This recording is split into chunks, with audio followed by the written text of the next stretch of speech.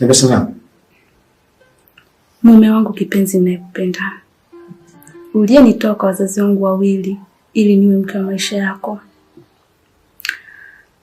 Mbele za Mungu tukiwa madhabahuni na mashahidi wakishuhudia, kwa hiari yangu nikakubali kuolewa nawe. Ukatoa mahari na kwa idhini ya wazazi tukafunga ndoa. Naomba nikuulize, Hazlat ni nani kwenye simu yako?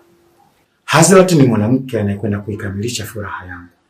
Mwanamke anayekwenda kuniletea msumbufu katika sebule yangu, ambaye nimemtafuta kwako zaidi ya miaka 17 hukuweza kunipatia.